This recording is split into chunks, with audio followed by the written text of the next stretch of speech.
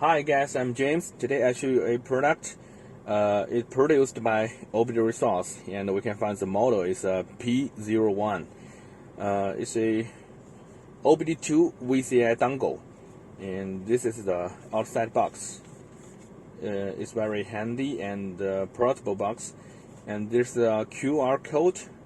You can download the apps from the Apple Store or Google Play by scanning this QR code, and this is the brand FastLink, and you can get some of the details information from the manufacturer.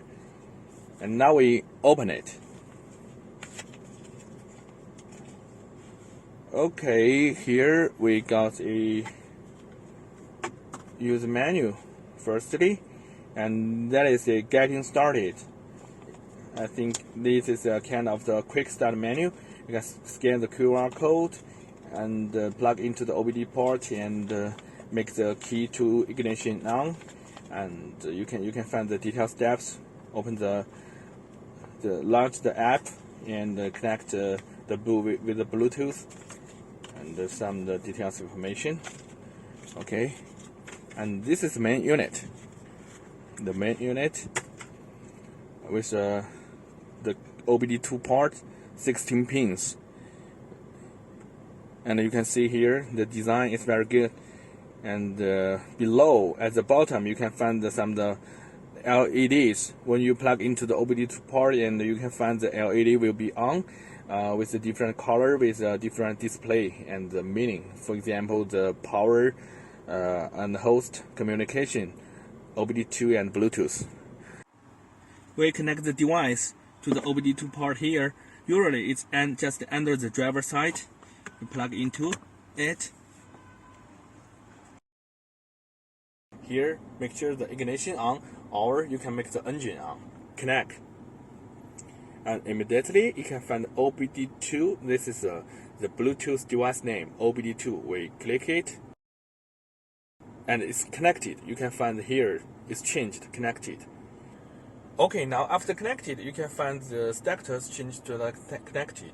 And now we can use all the functions of this software. For example, if you want to check the car information, you can choose the vehicle info, and it will read out the V number immediately, and you can push the search vehicle info button, and you will get more details. For example, you can choose the vehicle specifications, and with the model year, manufacturer, or check details, the details information of this car.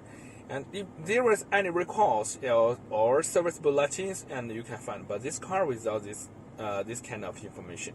Also, you can use the maintenance, Mode 6, and the freeze frame, save reports, and the trouble codes. If there is any trouble codes, you can choose the trouble codes, and there is a notice. Okay, and just wait for a while, and we have no confirmed fault code, no pending code, and no permanent fault code. And you can also check the battery, and you can find the battery status. And if we turn off the air condition, the status will change. And if we just turn on the highlights, and you can see the status already changed. Okay, this is the details monitor information of the battery status. And also you can use the smoke check. You can see all the readiness status.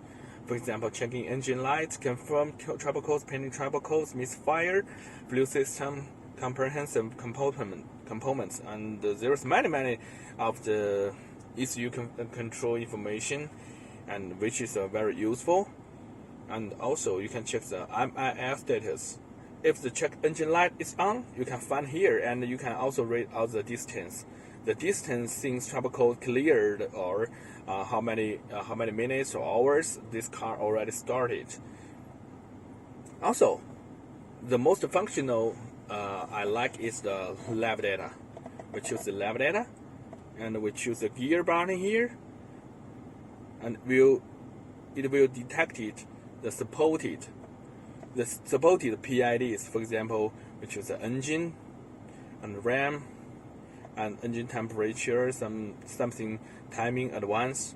After that, you can choose the colors of the graph display, and you can also setting the minimum and maximum, and also you can change to the another format, or you can change the digital format as you like. And we're back. Now it will read out the live data of the car. Also, you can holding live data and order by anyone you like, and you can reorder it. Okay, like this. Okay, it's very useful function. For example, the engine RAM here right now is 0, but if I press, you can see here it's rising. Okay, so this live data is very useful, and also this is the more information, and you can get settings, and you can change languages from here to any language you want, and also you can change the unit or something. And there is a flashlight function. Just press the flashlight, and it will light up when you just are trying to plug into the OBD2 port. It's very dark, and you can find a better, easy way to find the OBD port and connect to it. Okay, this is just a brief introduction of this device. And if you have any comments, and if my video helps you, please press the like button and make subscription. Thanks for watching. Bye bye.